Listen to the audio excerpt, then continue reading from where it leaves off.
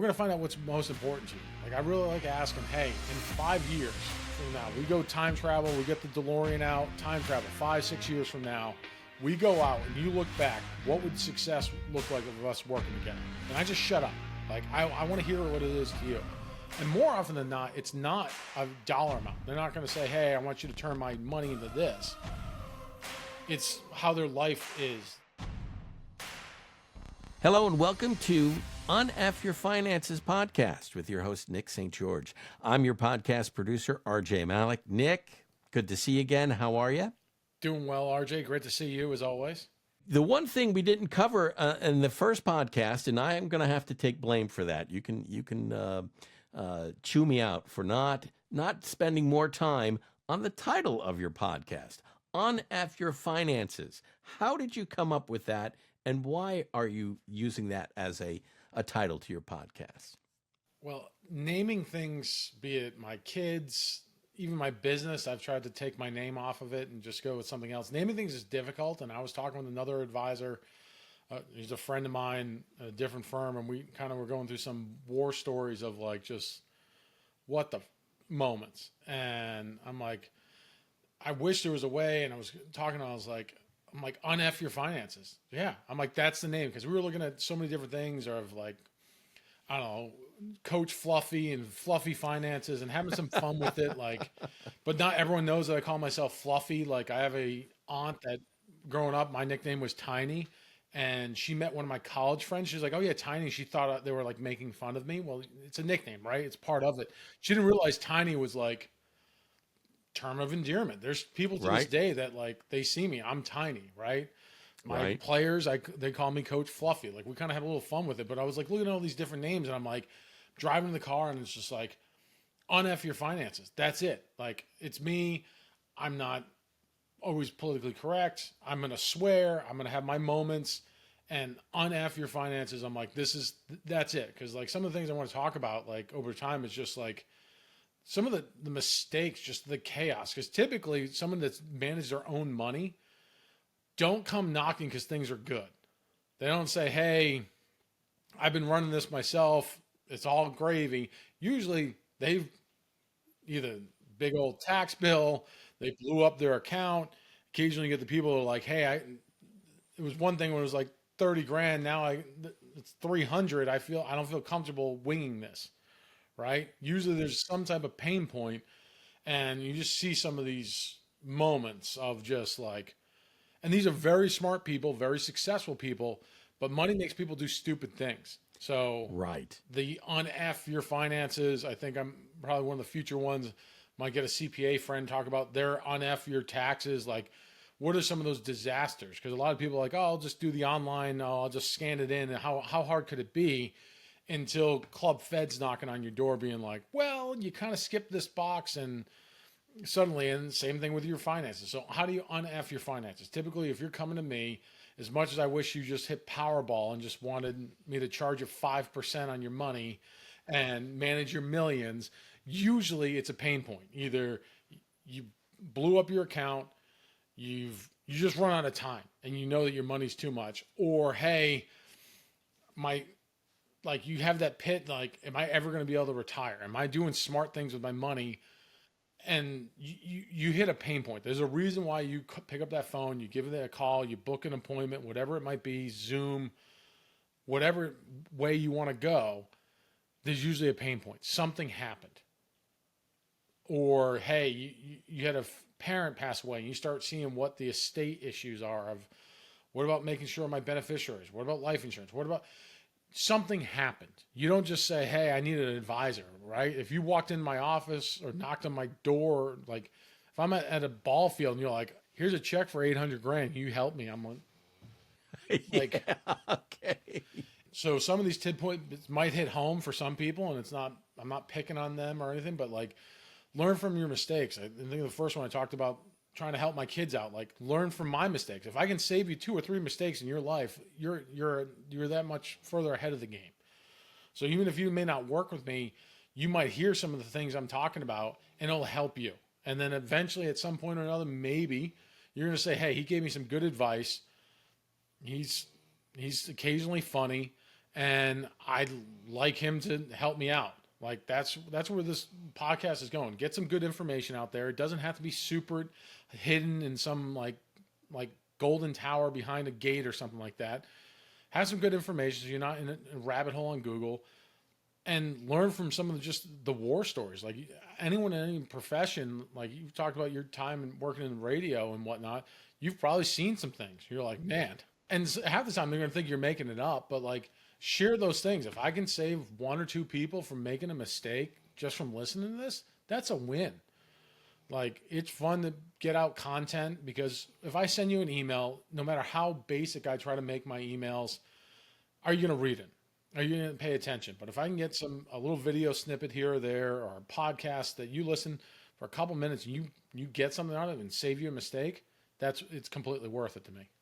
Okay, very good. Then that leads us into the next part of this podcast, and we're going to get a little more specific, because we're going to talk about a potential client that you're looking at right now. So I guess my question to you is, what are you, when you get presented with a person who is coming to you and saying, okay, I want you to look at my finances and I want you to help me. So how do you size the person up, or what is the process of working with a potential new client? I think the best analogy can be is going to the doctor for the first time. New doctor, they're going to get blood work. They're going to give you 6 or 7 pages of questions. Now, I don't like to just give you the questions and ask. We're going to have more of a conversation, but we're going to do financial blood work on you. We're going to get to all the skeletons in your closet. I use some software to analyze your tax return to see if there's any places we can make your investments more tax efficient. We get your balance sheet. We're going to, who do you owe? Where do you have money stashed? Is it in a coffee can? Is it in a bank account? What's your allocation? We're going to take a deep dive, and usually it might take 2 or 3 conversations to really get through all of it. And during that, we're going to find out what's most important to you. Like, I really like asking, hey, in 5 years from now, we go time travel, we get the DeLorean out, time travel, 5-6 years from now, we go out and you look back, what would success look like of us working together? And I just shut up. Like, I want to hear what it is to you. And more often than not, it's not a dollar amount. They're not going to say, hey, I want you to turn my money into this. It's how their life is, like where their loved ones are. Like flexibility comes out a lot. Most people don't want to have to work for forever, but at the same token, they don't want to just sit down and never be bored out of their mind. So you get to understand what's most important to them. Find out some of these questions. The math part, yes, we're going to run a financial plan. We're going to get the math. Hey, what's your monthly budget? How much money do you need adjusted for inflation? Don't forget inflation. That buzzword didn't matter until about 3 years ago. Nobody cared that we factored in inflation for your financial plan. But what do you need? How much money do you, let's turn this into a math. If you have X now, we need Y return to get you to Z in this many years. And that could be retirement, college, buying a second home, paying off debt. Turn it into math. Because if we can turn this into math, then we can start talking about the hopes, the aspirations, that sort of thing, of what that money does for you. How does it free you up? How does it allow you to do things that you want to do? Like money's not a goal. It's a tool to enjoy life, take care of loved ones, whatever it might be. What's important to you? I don't know. Maybe leave it to your dog, like whatever suits your fancy. But that's why that first couple meetings, like if you walked into your doctor for the first time, before he asked you anything, just handed you a couple prescriptions, you're going to be like, what's going on here? Right. So right. Like I came from a meeting today, their question point blank. So what's my investment? And like, I don't even have like date of birth yet. Like if I go say, hey, here's your portfolio without answering any questions, that just says it's one size fits all. No matter what you answer, you're going to get the same thing out of the briefcase. Like the investments are a couple steps down the way. We got to work through what's for you. This is the whole point of working the one-on-one, of having that personalized touch, because what works for me may not work for you, RJ, or whoever's listening, right? Everyone's a little bit different. Your risk, your goals, how much time you have. Like, do you need income? Do you need more growth? Like, there's a lot of different things that go into it. It's not just, hey, you go look through my clients, not all portfolios look the same. Like a lot of the The particular investments might overlap, but the percentages, the allocations is driven to you. And that's why it blows my mind when people are like, "Oh, I met with somebody else and they led with their investment portfolio about how great it is." And it's like, all right, if you go to a car dealership and they tell you how fast the Corvette is, but you got a family of 5, does that really help you? So finding out personal information is really job number one for you when you're dealing with a new client. Oh, absolutely. And it's going to be a good open dialogue. Like, I don't want to just sit here and dictate to you. But yeah, so I'll ask you those weird questions. We get the DeLorean, we might find some different things, or maybe you notice that one of the questions they kind of hesitate. All right, let's go back, circle in, and really uncover it. And in the beginning, it's always more difficult, right? It's you're really trying to build that foundation, uncover all of it to have a benchmark, and then hey, every 6 months or a year or so, let's check back in. What's happened? Were you able to increase savings? Were you able to pay down that debt? Like, according to my diet, I should only weigh 220, but occasionally I might snack after 10 o'clock, right? Like, a financial plan is only worthwhile if you can execute on it. So goal one is to build a plan, and a good one. If you don't give all your information, garbage in, garbage out. So you want all the information to get the full picture, even if it's not something you want me to manage. Like, that's always come up. Oh, I didn't want to tell you about the account over here. I like to keep that. It's an asset. That's fine. If you want to run it on your own, go for it. But we need that good core base level so we can adjust a year from now. What went right? What went wrong? What was life? Right? Like, life happens. Like, and that's how we go back and we can go look at, hey, 3 years ago, this is where we're at. This is where we're at now. Was it a straight line? No, it was a shit show getting there.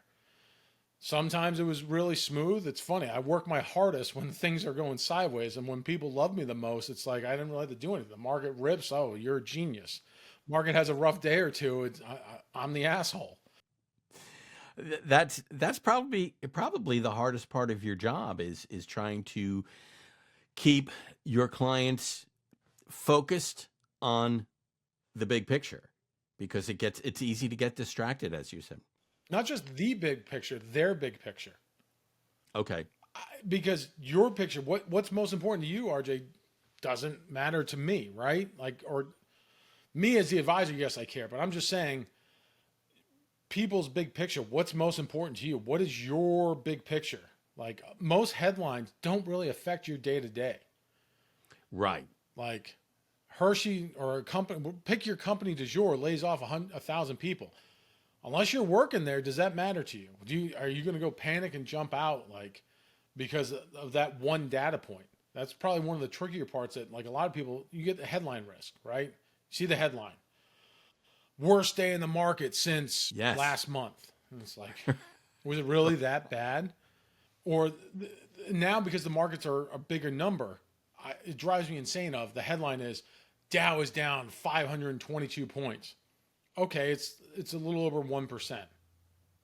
But you think 20 years ago what a 500-point day would be in the Dow, but it's simple math. It's like, oh, hey, I weigh 360. Oh, or do you weigh 40 stones? Like, oh, 40 stones sounds a lot better than 360. Yeah. Like, it's just bouncing around with this math and the headlines, but the headlines are scaring people. But if you can understand your big picture of, I need to make sure I pay off this debt, I save an extra 2% here, and one of the other things is just automate. I personally hate writing checks. If I can bill pay it, auto pay it, done. Same here. From my own accounts, it's always auto draft. Don't get me wrong, there's an occasional time you'll throw some extra, but it's going to be auto. Like, the mortgage, all the bills. Like, I feel bad because, like, the lawn guy's like, oh, hey, did you forget about me? It's like, no, I got to write a check. I got to go, like, find the checkbook to go write you. Like, can I Venmo you? Like, please, like.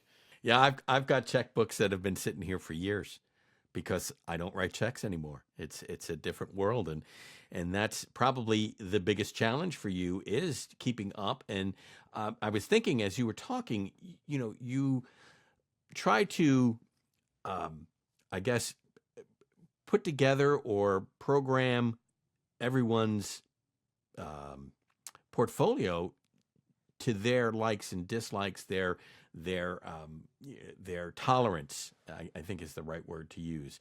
So how do you keep track of all of that with the individual clients? Is that just through constant communication?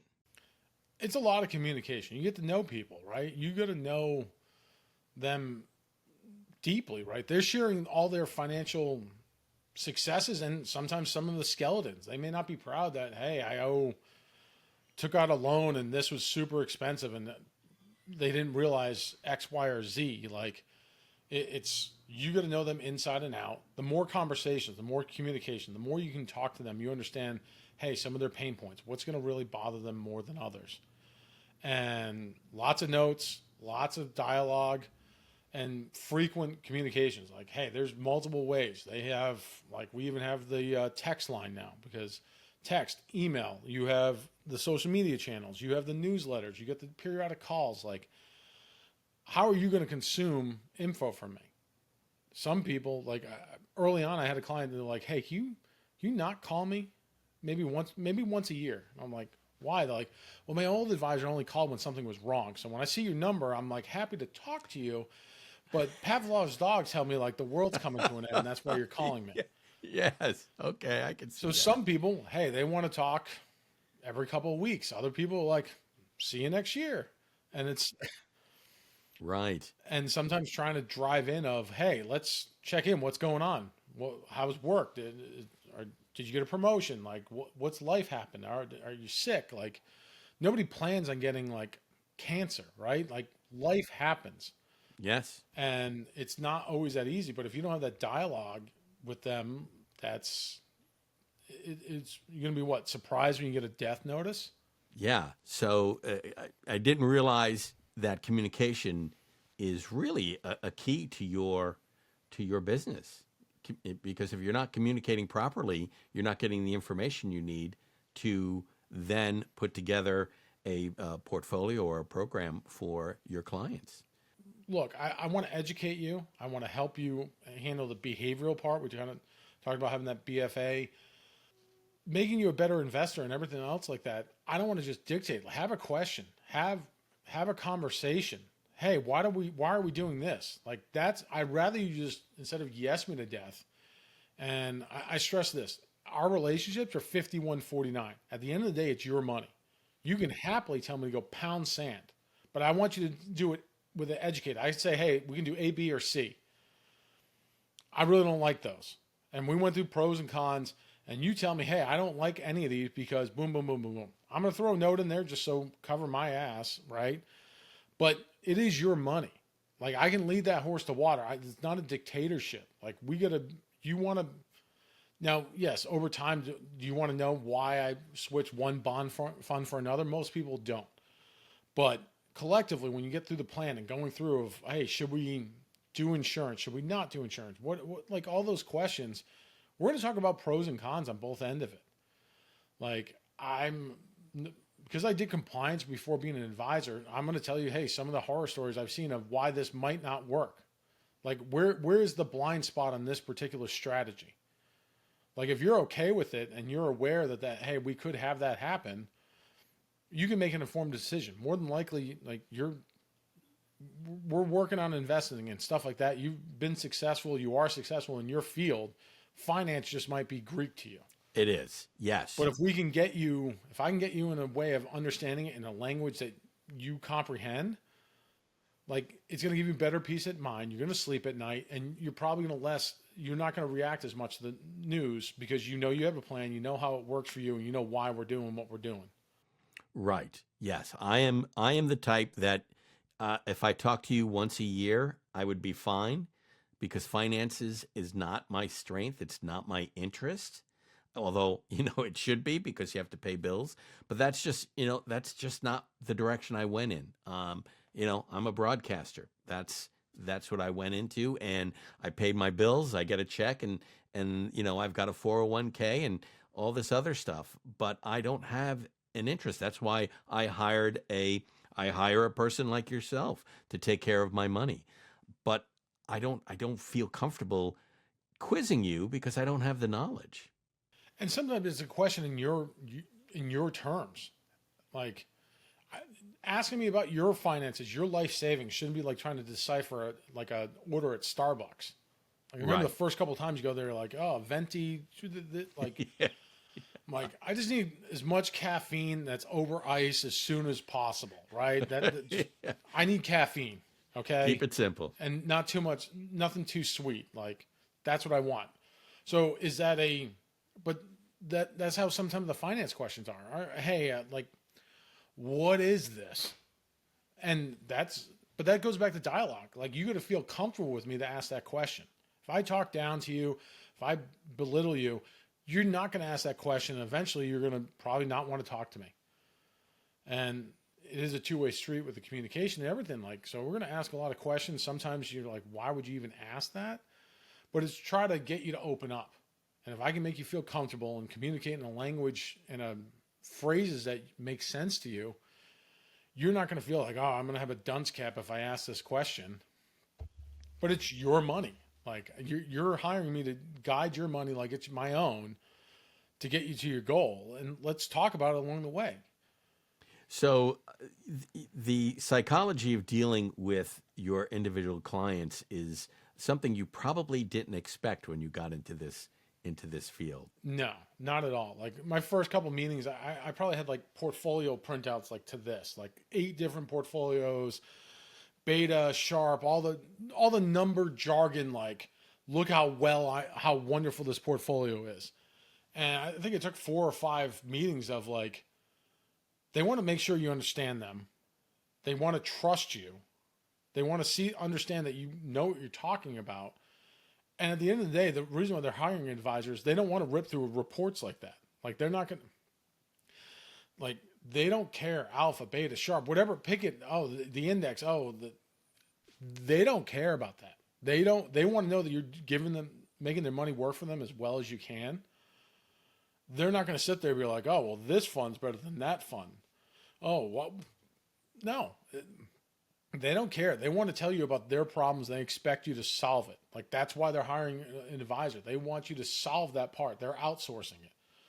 Like, they might know how to, I don't know, build a pool, but I'm not out there with my own shovel doing it. You're going to outsource it, right? You're not going to change your own oil. You understand the rough, high level of it, but they don't want to know that, oh, we're using this oil in the oil change. I just fully expect you to get it done, right? I'm going to pay you. You're going to get it done. If I have a question, I figure you're going to give me a straight answer.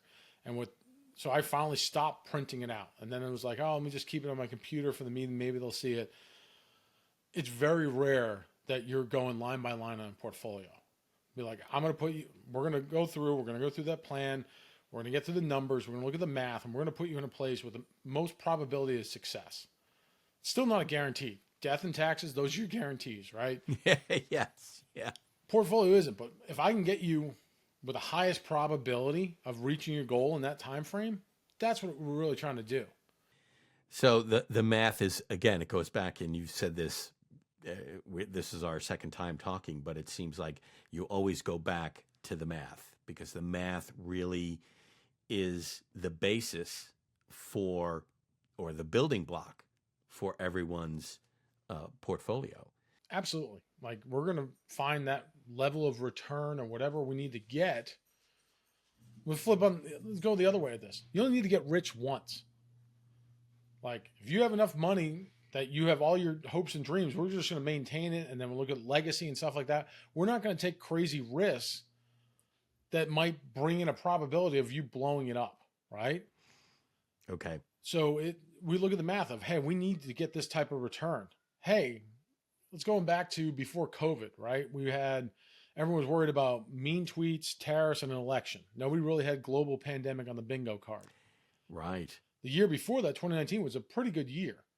So going into that, we're ahead of goal. Like, our goal is here. We're trying to get little stair steps. Let's pull a little back off the table, right? If you're on a heater at the casino, eventually you're going to throw a couple chips in your pocket, right?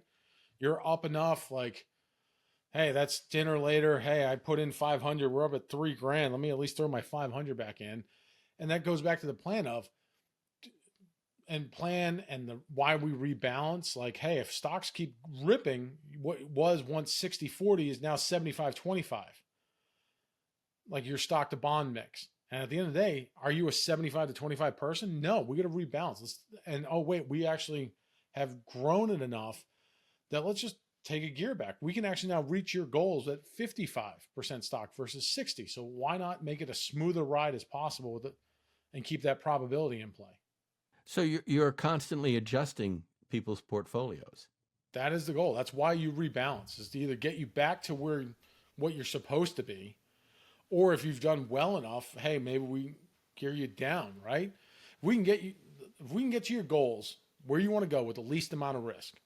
Everyone wants to have the massive return with no risk. We know that's not realistic, but we're going to try to find that Goldilocks, that just right of, all right, we're going to get you enough return. We're going to have some bumps along the way. But if we've had enough good years in a row or good run, let's take a little step back on that risk. Let's give you a little bit smoother ride. And as people get older or you're in retirement, you start taking money out, you can't stomach a full business cycle. So a lot of times what we'll do is, we know on average, it takes roughly 11 months or so for market recovery. We'll take averages. So if you're in retirement, if we put roughly a year's worth of money in some type of cash plus, something along those lines, we don't have to worry about selling when things are going haywire. So you can have a little bit more peace of mind as the retiree, knowing that, yes, do I like seeing my account go up and down? But I know my monthly money is going to be coming out of that bucket. And usually within a year, we'll get back to normal. Now, COVID, it was like, 35 days, 45 days? It was just like bing, bing.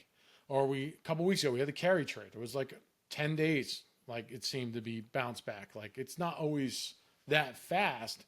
But if you have enough money tucked to the side because you have your plan and we know how much money you need, the math, it all circles back to the math. I am completely plan focused. Like, emotions will get the best of you, right? We'll get angry, we'll get sad. You get that little like rush of blood to your face, or you feel that pit in your stomach when the account's down. But if you know the math, and we can talk about it, it goes back to the dialogue of it, of going both ways. What are we concerned about? Is this really going to change? It's going to be okay. Remain calm. Another episode, another Kevin Bacon, right? If I can get you to get through that, it's going to be okay. Okay. All right. It sounds like I think that's a good place to sort of wrap things up. Remain calm. Everything's going to be okay. Can you remind people where they can find you, Nick? Website, stgeorgewealth.com. Nick at stgeorgewealth.com. The phone number will be on there. I know it's an 828. I should be able to memorize my number, but I'll get better at that. But Facebook, LinkedIn, all the other ones I'm too old for to have a business page on there. But pretty easy to find. Hopefully reach out if you have any questions. There's a calendar link, so you can go right on there and just look at my calendar. Hey, what's a good time? And there's always windows, intro calls usually. Hey, I haven't asked me anything there for a reason. Like, I'd rather you ask a question, book a time with me, even if you're not a client, than go down some rabbit hole on Google. Like, book the Ask Me Anything. Take 20 minutes. We'll do a quick call or Zoom and hopefully get you on your way. All right. Sounds good. Thank you very much, Nick. It was a pleasure, again, talking with you and getting your insight. And we're looking forward to your next podcast. And thank you for listening to today's Eff Your Finances podcast. Please like, follow, and share this podcast with friends and family. Until our next podcast, for Nick, I'm RJ Malik. Thank you for listening to the Eff Your Finances podcast. Click the follow button to be notified when new episodes become available. Visit our website at www.stgeorgewealth.com or give us a call at 828-481-8836. And don't forget to click the follow button to be notified when new episodes become available. The information covered and posted represents the views and opinions of the guest and does not necessarily represent the views or opinions of St. George Wealth Management. The content has been made available for informational and educational purposes only. The content is not intended to be a substitute for professional investing advice. Always seek the advice of your financial advisor or other qualified financial service provider with any questions you may have regarding your investment planning. The opinions voiced in this podcast are for general information only and are not intended to provide specific advice or recommendations for any individual. To determine which strategies or investments may be suitable for you, Consult the appropriate qualified professional prior to making a decision. Securities and advisory services offered through LPL Financial, a registered investment advisor, member FINRA and SIPC. Any guests in their company or companies are not affiliated or endorsed by LPL Financial unless otherwise stated. Individual tax and legal matters should be discussed with your tax or legal professional. Economic forecasts set forth may not develop as predicted, and there can be no guarantee that strategies promoted will be successful. All performance referenced is historical and is no guarantee of future results. All indices are unmanaged and may not be invested into directly. There is no assurance that the techniques and strategies discussed are suitable for all investors or will yield positive outcomes. The purchase of certain securities may be required to affect some of the strategies. Investing involves risks, including possible loss of principal.